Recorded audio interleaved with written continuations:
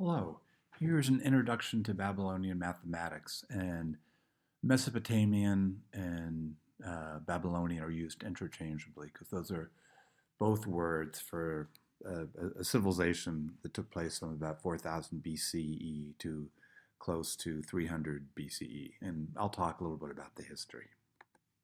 So again, I like to locate things geographically and temporally. So here's the geographical location. This area in here with the green is Mesopotamia, and it was a combination of a lot of different civilizations. And I'll talk about that in a second. Um, so here's a timeline. It gives us this is going to give us sort of an overview of the civilization. And this is very different than the Egyptian civilization, which was very isolated. This is going to be the exact opposite of isolation. So in about 3500 BCE, the Sumerians appeared. They used cuneiform writing, which we'll see examples of. That's using a stylus or pen to write in clay. That agriculture, the wheel, irrigation. And if you go back a slide, you can see why irrigation might have been important. This is called the Fertile Crescent, and the Tigris and the Euphrates River flow through there, and they flooded much like the Nile. And that was sort of that flooding and the water was like the lifeblood of the civilization. Okay, so if Gilgamesh existed, 2800 to 2500 would have been the time he ruled, and it was somewhere in this area. Now the Akkadian, which was another group, united Mesopotamia, and it was from the Black Sea to the Iranian steppes to the Persian Gulf. So let's go back again. So you can see where the steppes in the Iranian, you can see those are the mountains in the Caucasus Mountains. And then you can see how far south it went, and it went from the Mediterranean to the Persian Gulf. There's lots and lots of tablets, which we'll talk more about. These are clay tablets, and there's many of them, and they survived because they were written on clay and hardened in the sun. We have lots of clay tablets from that era. Now those aren't going to be the ones we're looking at, but they just pointing out to that was there. That empire collapsed as empires do, and then Mesopotamia splintered into smaller states. And another group, the Amorites, came to dominate, and they started the first Babylonian dynasty. And Babylon, the city and the culture, was founded in about 1900. And Hammurabi, the giver of laws, was a famous leader, and so he is thought to have ruled from about 1790 to 1750. Well, again, another end. The Amorite rule ended. The Hittites sacked Babylonia, but this other civilization, the Kassites, take possession. They rule for hundreds of years. And then there's these middle empires in that period. Again, these are BCE. And there's gaps BC between the empires. That's gaps in the historical record. So already you see this area was ruled by many different dominant cultures. And with each culture, new knowledge came, probably new mathematics. So this constant, not constant, but this procession of empires sort of reshuffled the deck of civilization each time it occurred. In about 600, we have the Neo-Babylonian era, and that's a time of cultural resurgence. 600 BCE again, and then King Nebuchadnezzar ruled from 605 to 560. And there's these things called the Hanging Gardens of Babylon. I had a book when I was a kid of the seven wonders of the ancient world, and that was one of them. The Babylonian captivity of the Jewish people, and the one that they talk about in Rastafarianism, also that term comes from that time. And many of the tablets we have come from that time. 538, Cyrus of Persia conquers Babylonia, and that's the Persians that are in what that movie about Spartacus and Persia, the 300. That's that culture. And then in about 300 BCE, Alexander conquered that area, and so the Greek culture is going to be dominant there for the next 1,000 years or so. Okay, so again, that's a overview, and just think of that, all these different cultures moving in and shuffling the deck. So just to go back and look at the Babylonians the Egyptians, for purposes of comparison, they grouped numbers in tens, the Egyptians did. Multiplication was binary. There was some geometry. We saw in the introductory slide the area of the circle, and they had this unit fractions. And they had some other things as well. I didn't talk much about their algebra. I'm sorry. Let me go back to that slide. I'm sorry about that. That shouldn't be there. was going to include 2 samples of Egyptian algebra, but we did include that, so ignore that. The Babylonians. Now, they possessed a flexible calculating device, and you'll see what I mean by device. And they could multiply, divide, and do all kinds of problems involving fractions using these devices.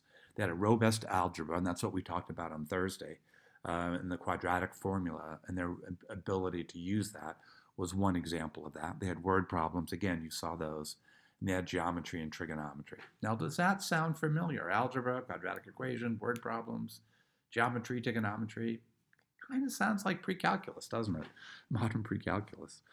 Or advanced algebra, because we don't know if they did anything with logarithm. They didn't. There's no evidence. It's very unlikely they did anything with logarithms. We have no evidence whatsoever to suggest that.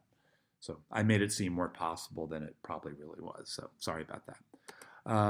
So here's their numeration system. If you notice, there's numbers 1 to 60. So this is 1 to 59. So it's a base 60.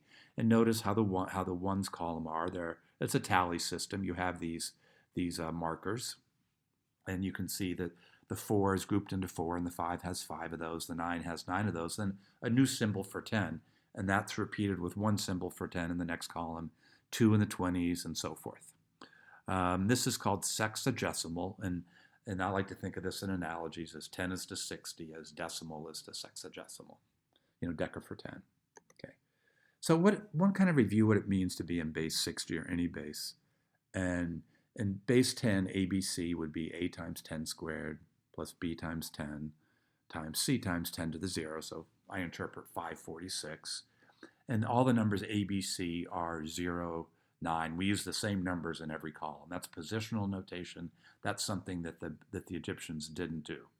Now for base 60, ABC could be between 0 and 59. And when we write, we also use commas because the numbers have some ambiguity. You'll see if we didn't use them, what a mess it would be. So A comma, B comma, C comma, we interpret it as A times 60 squared, B times 60, and C times 60, 0, or just plain 1. And so, for example, 45 comma, 42 comma, 55, base 60.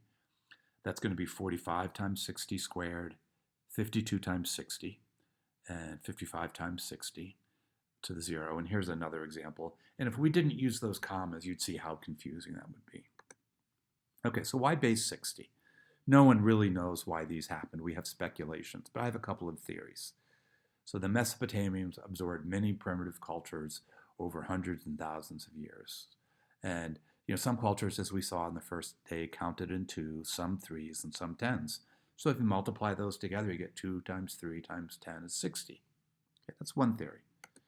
And here's another. Remember how we talked about there were 12 joints in the hand, and there was one culture near New Guinea that was the body culture. I'm sorry, there was one culture that counted by the joints of the hand. So there's 12 joints. Well, how many fingers if we include the thumb? That's 5. 5 times 12 is equal to 60. So you could hold up the thumb, and that would mean, or hold up nothing, and that would mean 0 to 12. Then you hold up 1, and then you would have 13 to 24 because you're just adding 10, and so forth. So maybe that's what it was, but nobody really knows. But anyway, the point is, and I think this is what some people suggest, is that the base 60 system grouped in tens could have absorbed these other counting systems. And then under this theory, the system would have gradually emerged rather than the result of human design, which the decimal system was, and we'll see that. That was an invention. It was thought that base 60 just sort of came about. And other things, obviously you're probably thinking, oh, this is where 60s come from, in minutes and seconds and degrees. And you're right. Okay. But it's a flexible system, and here's what I mean. I'm going to go through a few things, but let's start right now with just fractions. 1/2 of 60 is 30. That's a whole number. 1/2 of 10 is 5. So what I'm comparing is if you group things into 60 parts and 10 parts, and you take fractions thereof, what do those parts look like? Again, with 60, 1/2 of the unit is 30, and 10, 1/2 of that 10 is 5. Base 60, 1/3 is 20. Now, in 10, we get 3 1/3. So that's not a whole number. We get a 1/3. Let's look at 1/6. And if we divide things into 60 part, 1/6 of the whole is 10. And base 10, that's 1 2/3. Finally, we look at 1/12. That's going to be, again, have 5 parts in base 10. Again, that's not a whole number, it's a fraction. So this is one of the ways that it was useful, because you could, if you had 60 parts and you looked at a fractional part, you had whole numbers. Okay. And fractions have fewer decimal places. Again, look at 1/3 base 10. We get an infinite decimal. Who knows what that is, right? Unless if you're, we do actually, but if you can think about when you're first looking at that, you're not sure how to interpret that. While in base 60, 1/3 of the whole is 20. So we would write 1/3 as 20 over 60. And so that would be 20 in the base 60 sexagesimal system. And we'll get more into the decimals in a moment. So again, we don't have as many repeating decimals.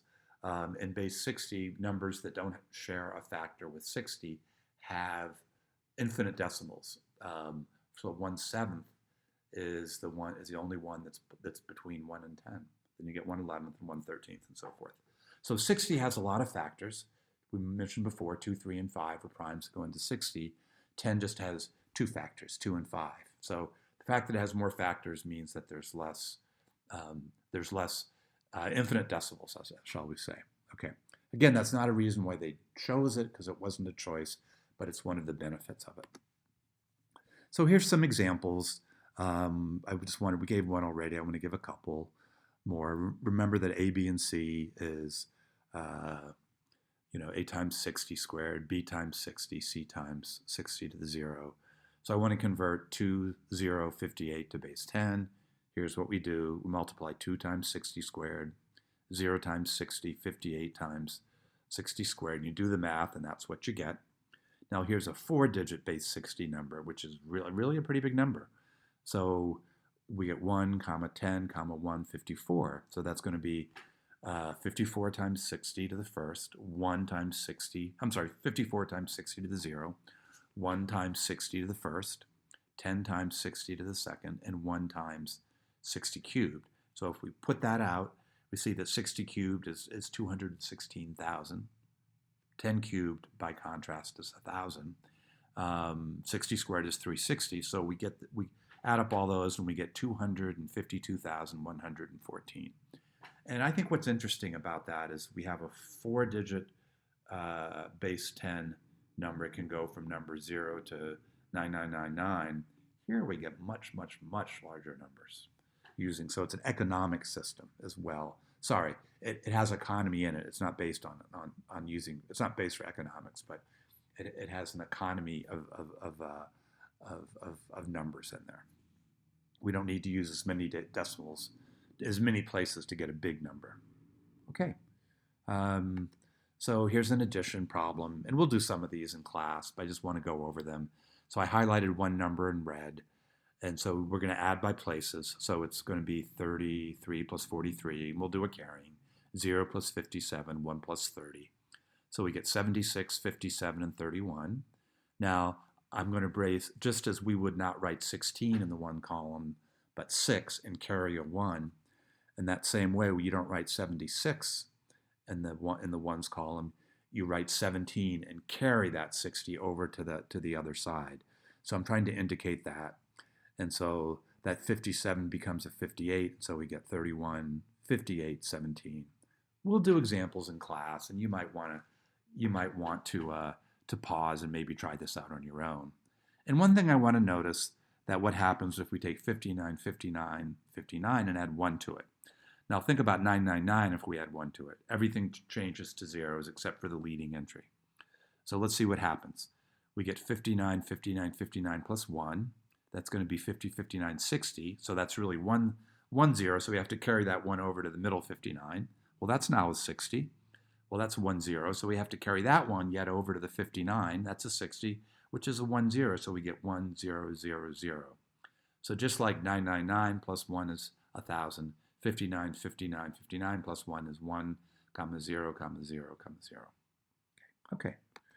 So here's some arithmetic. And I talked before about devices that the Babylonians used to compute, and they were tables. And I'll talk more about the actual physical tables a little bit. But here's a part of a multiplication table. And it's a multiplication table dedicated to 1, 30.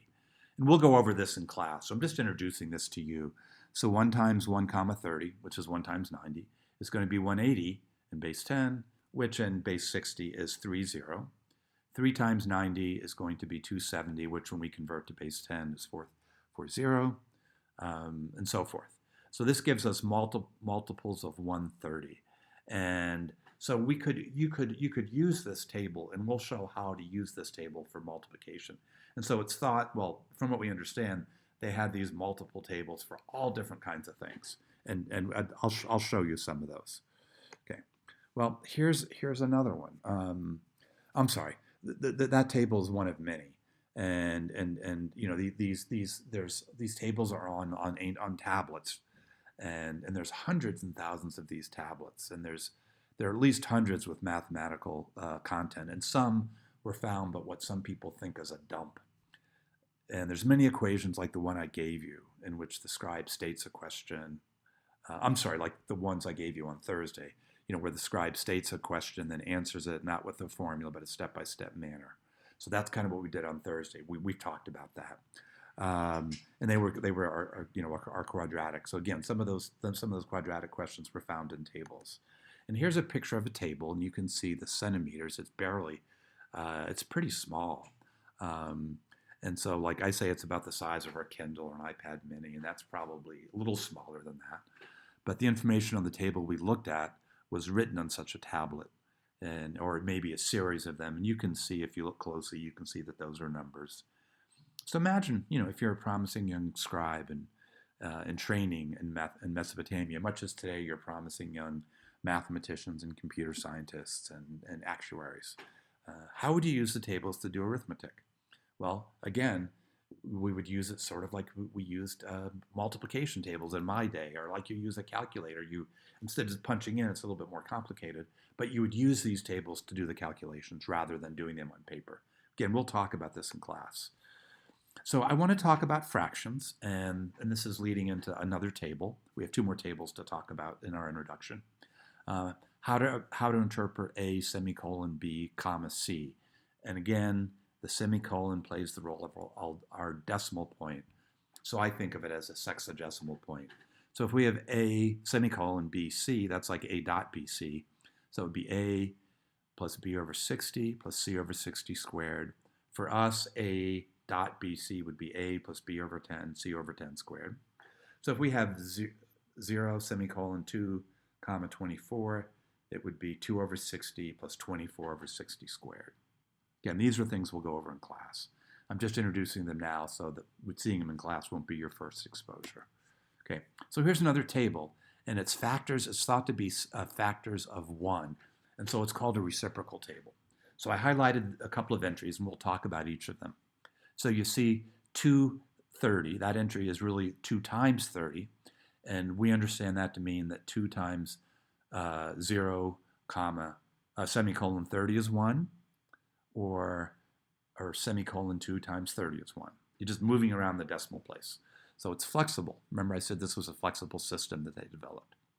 So the reciprocal of 2 is 0, semicolon 30. And what's semicolon 30? Well, 30 over 60, 1/2. We knew that.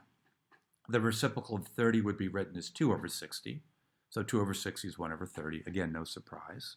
So I'm going to look at the green entry in the next slide. And again, this means several things. We can look at it as 60 times semicolon 345 is 1, or semicolon 16 times 3 semicolon 45 is 1, or we could move the decimal places. For 3, we could move the sexagesimal place past the 45, and then add another place to the 16.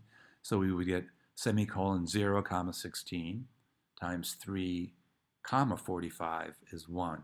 So that's roughly 225 times 16 over 3600. Okay. So the reciprocal of 16 is 3, comma 45, and again that is 1 over 16. The reciprocal of 3 semicolon 45, roughly 15/4, is going to be 16 over 30. Again, we 16 over 60. Sorry, actually it's 15 over 60. Wait, I made a mistake there, so I'm going to come back and fix that in class rather than the lecture. something about that's not right. I need to look into that. Okay, I just saw that there's a mistake there. No, it's sorry. I let myself get foxed out. It's 4 over 15. The reciprocal of 15/4 is 4 over 15. 16 over 60 reduces to 4 over 15. Sorry, I just had one of those mind blocks. So that second bullet point is right. So now that I've confused you, is there another way to look at that entry? So I mentioned before that we have semicolon 0, comma 16 times 3, comma 45 is 1. So what's the reciprocal of 3 over 45? In other words, 1 over 225? Well, that's going to be semicolon 0, comma 16. That is a mistake. It should be 0, semicolon 0, comma 16. Anyway, we'll talk more about doing this, but think about that. If I wanted to divide by 225, that's the same as multiplying times 1 over 225. So I could take the reciprocal of 1 over 225, which is 0, 0, comma 16, and now I could use the multiplication tables to multiply that. So all these tables, you imagine, you have these little tables, and they're small, because if you were a scribe, you probably had a drawer and you had all these tables organized. And so if you had to do a serious computation, you'd be like grabbing tables back and forth. Okay. Now here's the last table we're going to talk about. And it suggests trigonometry. So I want to just point that out. We know the Pythagorean theorem. Okay. And a Pythagorean triple, there are 3 numbers, a, b, c, with a squared plus b squared equals c squared. And we can think of a and b as sides of a right triangle with c as the hypotenuse. And at least some Babylonian mathematicians were expert at generating these triples. And I'll show you why in the next slide. Okay. So here's another tablet. It's called Plimpton 322. And what is this? Well, there's all kinds of numbers on there, and I've transformed it into a TeX file and wrote it out. Again, this is going to be in base 10 just because that's easier to work with and understand for this initial exposure. So the first column, so we'll go back and look at that. The first column on the left, you can see is those decimal numbers. So you see those over there. That second column is the width, and the third is the diagonal, and then they're numbered in that third column. Okay, so we're not sure if B is on this table, but look, it looks like the table has some. It could be normal rounding. It could be something broken off. We're not clear what's missing from that table. Could be that there was a whole row with all the B columns. So anyway, let's go back and look at it. The head of the table says the holding square of the diagonal from which one is torn, so that the short side comes up. So the short side here would be the missing one. So perhaps this is a table where you had to find the missing side. And we'll go through this again in class, and this is a really fascinating thing to me, so we'll go over this much more in class. So you see the table with the width and the diagonal, but not the height. So the short side is missing, but we can find it from the entries there. Moreover, the ratio of the square of side B, the missing side, to the side C the missing side is 72. And I'm looking at the column, just to make it clear, I'm looking at the 5th entry there. And so the square, the triple is 65, 72, 97. And we're missing not the short side, I was wrong about that, but the middle side. The short side, the width is given, the height is the longer side. So anyway, so we find the middle side, 65 squared plus b squared equals 97 squared. That leads to b is equal to 72. And if we take the ratio of 97 to the missing one and square it, we get that decimal or sexagesimal that's in the first column, which happens to be the secant squared. So this is very interesting because they have the Pythagorean triples, and then they're looking at ratios, and we interpret those ratios to be trigonometry. Okay, interesting, huh? So was it trigonometry? Probably not. But here's what it was. It was a catalog of all Pythagorean triples. That not all of them, but a lot of them. This is just a section of those ratios. Again, we'll go over this in class, but it's a catalog of Pythagorean triples. Let's just leave it at that. There's a lot of computational skill and insight not just the computational to find the missing number and to compute those decimals, but also to generate the triples. If I ask you to generate 100 different triples right now, it would take you some time. Okay. Now there's an algorithm which we think can be used, that the Babylonians might have used. We think they might have used it. So how's that for couching my speculation? We think we might have used it to create triples. It does create triples, and we'll go over that in class. So again, I'm just sort of introducing these ideas to you so that when you see them in class, you'll get a better sense of them, but also to give you a sense of the breadth of what the mathematics is.